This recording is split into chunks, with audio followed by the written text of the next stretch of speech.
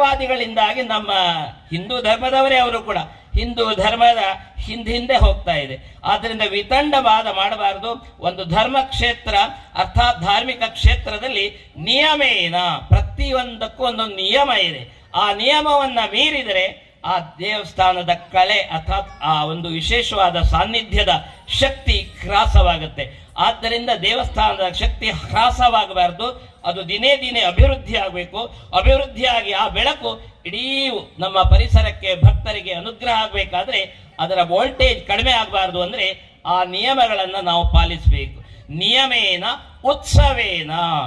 ಇವತ್ತು ನಾವು 3ನೇ ವರ್ಷದ ವರ್ಧಂತಿಯನ್ನು ಆಚರಿಸ್ತಾ ಇದ್ದೇವೆ. ಇದು ಒಂದು ರೀತಿಯ ಉತ್ಸವ. ಹಾಗೆ ಪ್ರತಿಯೊಂದು ದೇವಸ್ಥಾನಕ್ಕೂ ಅದದ್ದೇ ಆದಂತಹ ಒಂದು ಉತ್ಸವ ಇದೆ. ಪ್ರತಿ ವರ್ಷ ರಥೋತ್ಸವ ಇರಬಹುದು, ಮಾರಣಕಟ್ಟೆ ಗೆಂಡೋತ್ಸವ ಇರಬಹುದು, ಅಥವಾ ಇನ್ನು ಬೇರೆ ಬೇರೆ ರೀತಿಯ ಉತ್ಸವಗಳಿದೆ. ಈ ಉತ್ಸವಗಳನ್ನೆಲ್ಲ ಮಾಡಿದಾಗ ಪುನಃ ಚೈತನ್ಯ ಬರುತ್ತೆ. ಇದಕ್ಕೆ ಅಧ್ಯಾಪಕನಾದ ನಾನು ಹೇಳೋದಿದ್ರೆ, ಪ್ರತಿ ವರ್ಷ ಶಾಲೆಯಲ್ಲಿ ಒಂದು ಸ್ಕೂಲ್ ಡೇ ಮಾಡ್ತೇವೆ. ಯಾಕೆ ಸ್ಕೂಲ್ ಡೇ ಮಾಡೋದು? ಸ್ಕೂಲ್ ಡೇ ಮಾಡಿದ ಕೂಡಲೇ ಏನು ಶಾಲೆಯ ಒಂದು ಮಟ್ಟ ಉನ್ನತವಾಗುತ್ತಾ ಕೇಳಿದ್ರೆ ಅಲ್ಲ, ಶಾಲೆಯಲ್ಲಿರುವ ಮಕ್ಕಳ ಚೈತನ್ಯ ಇನ್ನೂ ಹೆಚ್ಚಾಗಬೇಕು. ಮಕ್ಕಳ ಒಂದು ಪ್ರತಿಭೆಯನ್ನು ನೋಡಿ ಪಾಲಕರು ಆನಂದ ಪಡಬೇಕು.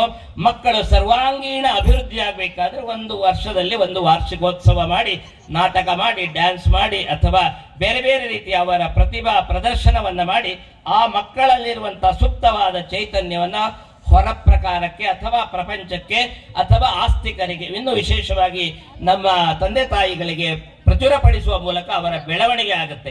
ಹಾಗೆಯೇ ದೇವಸ್ಥಾನದ ಉತ್ಸವದಿಂದಾಗಿ ಕೆಲವು ಕಡೆ ಕಟ್ಟೆ ಉತ್ಸವ ಅಂತಿದೆ. ಈ ದೇವಸ್ಥಾನದಲ್ಲಿ ಗರುಡ ಪಟವನ್ನ ಮೇಲೆ ಏರಿಸಿದ ನಂತರ ಪ್ರತಿದಿನ ಒಂದೊಂದು ಊರಿಗೆ ದೇವರನ್ನ ಕರ್ಕೊಂಡು ಹೋಗೋದಿದೆ. ದಿಗ್ವಿಜಯ ಅಂತ ಹೇಳ್ತೇವೆ. ಯಾಕೆ ದಿಗ್ವಿಜಯ ಮಾಡಬೇಕು ಅಂದ್ರೆ, ದೇವರನ್ನ ಆ ರೀತಿಯಾಗಿ ಕರೆದುಕೊಂಡು ಹೋಗುವಾಗ ಇದು ಧರ್ಮಶಾಸ್ತ್ರದಲ್ಲಿ ತಾಂತ್ರಿಕ ವಿಭಾಗದಲ್ಲಿ ಬರುತ್ತೆ. ಆ ದೇವರನ್ನ ಮೂಲ ಬಿಂಬವನ್ನು ತೆಗೆದುಕೊಂಡು ಹೋಗ್ಲಿಕ್ಕೆ ಆಗುದಿಲ್ಲ. ಅದಕ್ಕೊಂದು ಉತ್ಸವ ಮೂರ್ತಿ ಇರ್ತೇವೆ. ಆ ಉತ್ಸವ ಮೂರ್ತಿ ತೆಗೆದುಕೊಂಡು ಹೋಗುವಾಗಲೂ ಕೂಡ ಯಾವ ರೀತಿ ನಿಯಮ ಇದೆ ನೋಡಿ. ಪ್ರಧಾನವಾದ ದೇವರ ಮೂರ್ತಿಗೆ ಮಂಗಳಾರತಿಯನ್ನ ಮಾಡಿ, ಅದೇ ಆರತಿಯನ್ನ ಉತ್ಸವ ಮೂರ್ತಿಗೆ ಮಾಡಿ, ಆಮೇಲೆ ಉತ್ಸವ ಮೂರ್ತಿಯನ್ನು ತೆಗೆದುಕೊಂಡು ಹೋಗ್ತೇವೆ. ಎಲ್ಲ ಕಡೆ ದಿಗ್ವಿಜಯ ಆದ ಮೇಲೆ, ಕಟ್ಟೆ ಪೂಜೆ ಎಲ್ಲ ಆದ್ಮೇಲೆ ಎಷ್ಟೋ ಮೈಲು ದೂರ ಎಲ್ಲ ಹೋಗಿ ಪುನಃ ಉತ್ಸವ ಮೂರ್ತಿಯನ್ನು ತಂದಿಟ್ಟ ಮೇಲೆ ಮೊದಲು ಉತ್ಸವ ಮೂರ್ತಿಗೆ ಆರತಿ ಮಾಡಿ, ಅದೇ ಆರತಿಯ ಬೆಳಕನ್ನ ಮಹಾಮೂರ್ತಿಗೆ ಅರ್ಥಾತ್ ಪ್ರಧಾನ ಮೂರ್ತಿಗೆ ನಾವು ಆರತಿ ಮಾಡ್ತೇವೆ. ಅರ್ಥಾತ್ ಇದರ ಹಿನ್ನೆಲೆ ಏನಿದೆ ಅಂದ್ರೆ, ಆ ದೇವರಲ್ಲಿರುವಂತಹ ಸರ್ವಶಕ್ತಿ ಚೈತನ್ಯವನ್ನ ದೀಪದ ಮೂಲಕ ಈ ಒಂದು ಉತ್ಸವ ಮೂರ್ತಿಗೆ ಆವಾಹನೆ ಮಾಡಿ, ಉತ್ಸವ ಮೂರ್ತಿಯ ಎಲ್ಲ ಕಡೆ ಉತ್ಸವ ಆದಮೇಲೆ ಅದೇ ಆರತಿಯಿಂದ ಪುನಃ ದೇವರಿಗೆ ಆ ಪುನಃ ಶಕ್ತಿಯನ್ನು ಕೊಡುವಂತಹದ್ದು. ಅರ್ಥಾತ್ ಪ್ರಧಾನ ದೇವರೇ ಎಲ್ಲ ಕಡೆ ಬಂದಿದ್ದಾನೆ ಅಂತ ಧಾರ್ಮಿಕವಾದ ಭಾವನೆ, ಆ ಒಂದು ಆಸ್ತಿಕತೆಯ ಹಿನ್ನೆಲೆಯಲ್ಲಿ ಉತ್ಸವ ಇರಬೇಕು. ಈ ರೀತಿಯಾಗಿ ಉತ್ಸವೇನ ಹೀಗೆ 4 ಆಯ್ತು. ಒಂದು ಆಚಾರ್ಯ ಸ್ತಪಸ, ಆಮ್ನಾಯ ಜಪೆ. ಆಮ್ನಾಯ ಅಂದ್ರೆ ವೇದ ಅಂತ ಅರ್ಥ. ದಕ್ಷಿಣಾಮ್ನಾಯ ಅಂತ ಹೇಳ್ತೀವಲ್ಲ ನಾವು ಶೃಂಗೇರಿಗೆ. ದಕ್ಷಿಣದಲ್ಲಿರುವಂತಹ ವೇದ ಪೀಠ ಅರ್ಥಾತ್ ಯಜುರ್ವೇದ ಪೀಠ. ಹೀಗೆ 4 ಪೀಠ ಇದೆ: ಋಗ್ವೇದ, ಯಜುರ್ವೇದ, ಸಾಮವೇದ, ಅಥರ್ವಣ ವೇದ. ಅದರಿಂದ ಆಮ್ನಾಯ ಪೀಠ. ಆಮ್ನಾಯ ಜಪೇನ ಚ ನಿಯಮೇನ ಉತ್ಸವೇನ. ಇನ್ನೊಂದು ಅನ್ನದಾನೇನತ್ತ ಕ್ಷೇತ್ರ ವೃದ್ಧಿಸ್ತು ಪಂಚದ. ಅನ್ನದಾನ ಮಾಡಿದರೆ ಆ ಕ್ಷೇತ್ರದ ವೃದ್ಧಿ ಆಗ್ತದೆ, ಅದರ ಕಲೆ ಹೆಚ್ಚಾಗ್ತದೆ, ಅದರ ವೋಲ್ಟೇಜ್ ಹೆಚ್ಚಾಗ್ತದೆ. ಈ ರೀತಿಯಾಗಿ ಅನ್ನದಾನದ ಮಹತ್ವವನ್ನು ನಮ್ಮ ಕೃಷ್ಣಮೂರ್ತಿ ಮಂಜರು ಹೇಳಿದರು. ಆದ್ದರಿಂದ ನೋಡಿ, ಇವತ್ತು ಧರ್ಮಸ್ಥಳದ ಹೆಸರು ರಾಜ್ಯಾದ್ಯಂತ, ರಾಷ್ಟ್ರಾದ್ಯಂತ, ವಿಶ್ವಾದ್ಯಂತ ಪ್ರಸಿದ್ಧವಾಗಿದೆ. ಯಾಕೆಂದ್ರೆ ಪ್ರಥಮವಾಗಿ ಧರ್ಮಸ್ಥಳದಲ್ಲಿರುವಂತಹ ಅನ್ನದಾನದ ಮಹತ್ವ ಎಲ್ಲರಿಗೂ ಗೊತ್ತಾಗಿದೆ. ಇದೇ ರೀತಿಯಲ್ಲಿ ಬೇರೆ ಬೇರೆ ಕ್ಷೇತ್ರಗಳಲ್ಲಿ ಇವತ್ತು ಅನ್ನದಾನದ ಮಹಿಮೆಯನ್ನು ಕಂಡುಕೊಂಡಿದ್ದಾರೆ.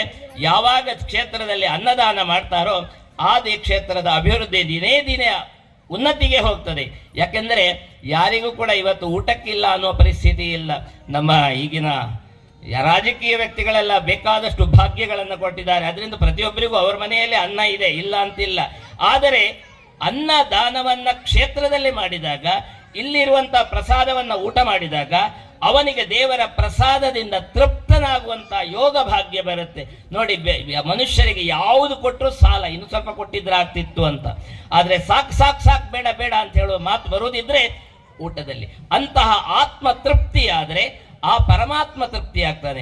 ಪರಮಾತ್ಮ ತೃಪ್ತಿ ಆದ್ರೆ ತುಷ್ಟೋ ದೇವ ಸರ್ವ ಸಂಪದ್ದದಾತಿ. ಆದ್ದರಿಂದ ಅನ್ನದಾನ ಮಾಡಿದಾಗ ಕ್ಷೇತ್ರ ವೃದ್ಧಿಯಾಗತ್ತೆ. ಈ ರೀತಿಯಾಗಿ ಆಚಾರ್ಯಸ್ತಪಸ ಆಮ್ನಾಯ ಜಪೇನ ಚ ನಿಯಮೇನ, ಕಟ್ಟುನಿಟ್ಟಾದ ನಿಯಮ, ಉತ್ಸವೇನ, ಉತ್ಸವದಿಂದ, ಅನ್ನದಾನೇನ, ಅನ್ನದಾನದಿಂದ ಕ್ಷೇತ್ರ ವೃದ್ಧಿ ಪಂಚಧ, ಈ 5 ರೀತಿಯಲ್ಲಿ ಕ್ಷೇತ್ರದ ಅಭಿವೃದ್ಧಿಯನ್ನು ಕಾಣಬಹುದು. ಜೊತೆಗೆ ನಮ್ಮ ಅಭಿವೃದ್ಧಿಯನ್ನು ಕಾಣಬಹುದು. ಯಾಕೆಂದ್ರೆ ನಾವು ಯಾವಾಗ ದೇವರಿಗೆ ಕಲೆಯನ್ನ ಏರಿಸ್ತೇವೆ, ಆ ಕಲೆ ಹೆಚ್ಚಾದಂತೆ ನಾವು ಕೂಡ ಅದರಿಂದ ಪೂರ್ಣ ಪ್ರಮಾಣದಂತ ಅನುಗ್ರಹ ಆಶೀರ್ವಾದವನ್ನು ಪಡೀಲಿಕ್ಕೆ ಸಾಧ್ಯ ಇದೆ, ಕೃತಾರ್ಥರಾಗಲಿಕ್ಕೆ ಸಾಧ್ಯ ಇದೆ. ಈ ಒಂದು ಜನರೇಷನ್ ಇದೆಯಲ್ವಾ, ನಿಜವಾಗಿ ನೀವು ಧನ್ಯರು. ಯಾಕೆಂದ್ರೆ 144 ವರ್ಷಗಳ ನಂತರ ಕುಂಭಮೇಳ ಆಗ್ತಾ ಇರೋದು ನಿಮ್ಮ ಜೀವಿತ ಕಾಲದಲ್ಲಿ. 500-600 ವರ್ಷಗಳ ನಂತರ ರಾಮ ಮಂದಿರ ಪುನಃ ಪ್ರತಿಷ್ಠೆಯಾಗಿ ವೈಭವೋಪೇತವಾದಂತ ರಾಮ ಮಂದಿರ ಕಾಣುವ ಭಾಗ್ಯ ನಿಮಗೆ ಒದಗಿ ಬಂದಿದೆ. ಹಾಗೆಯೇ ಪ್ರತಿಯೊಂದು ಊರಿನಲ್ಲಿರುವಂತಹ ದೇವಳ ಇರಬಹುದು, ಇನ್ನೊಂದಿರಬಹುದು ದೈವದ ಮನೆ ಇರಬಹುದು, ನೂರಾರು ಧಾರ್ಮಿಕ ಸಭೆಗಳಲ್ಲಿ ಭಾಗವಹಿಸಿರೋದನ್ನ ಹೇಳ್ತಾ ಇರೋದು. ಕಳೆದ ತಿಂಗಳಲ್ಲಿ ಒಂದು ದೈವದ ಮನೆ ಪುನಃ ಪ್ರತಿಷ್ಠೆ ಆಯಿತು. ಈ ತಿಂಗಳಲ್ಲಿ ನಮ್ಮ ತಾರೇಬೇರು ಸೋಮನಾಥೇಶ್ವರ ಆಯಿತು. ಮುಂದೆ ನಮ್ಮಲ್ಲೇ ಒಂದು ಜನಾರ್ದನ ದೇವಸ್ಥಾನ ಜೀರ್ಣೋದ್ಧಾರ ಇದೆ. ಇದನ್ನೆಲ್ಲ ಕಾಣುವ ಯೋಗ ಭಾಗ್ಯ ನಮಗೆ ಬಂತು ಅಂದ್ರೆ ಪೂರ್ವ ಸುಕೃತ ಇದೆ. ಆ ಪೂರ್ವ ಸುಕೃತದ ಫಲವಾಗಿ ಆ ದೇವರಲ್ಲಿ ಕಲೆಯನ್ನ ಏರಿಸಿ ತನ್ಮೂಲಕ ನಾವು ಧನ್ಯರಾಗುವಂತ ಯೋಗ ಭಾಗ್ಯ ಬಂತು. ಅಂತಹ ತಾಯಿ ಬೇರಿನಲ್ಲಿರುವಂತಹ ಭಕ್ತರೆಲ್ಲರೂ ಧನ್ಯರು. ತಮಗೆಲ್ಲರಿಗೂ ಕೂಡ ಸೋಮನಾಥ ಉತ್ತರೋತ್ತರವಾದ ಶ್ರೇಯಸ್ಸನ್ನು ಅನುಗ್ರಹಿಸಲಿ ಅಂತ ಹೇಳ್ತಾ, ಈ ಒಂದು ಸಭೆಯಲ್ಲಿ ಧಾರ್ಮಿಕವಾಗಿ 4 ಮಾತನಾಡಲಿಕ್ಕೆ ಅವಕಾಶ ಮಾಡಿಕೊಟ್ಟ ತಮ್ಮೆಲ್ಲರಿಗೂ ಕೂಡ, ವಿಶೇಷವಾಗಿ ಕಾರ್ಯಕರ್ತರು, ಸಮಿತಿಯ ಸದಸ್ಯರು, ತಮಗೆಲ್ಲರಿಗೂ ಉತ್ತರೋತ್ತರ ಶ್ರೇಯಸ್ಸಾಗಲಿ ಅಂತ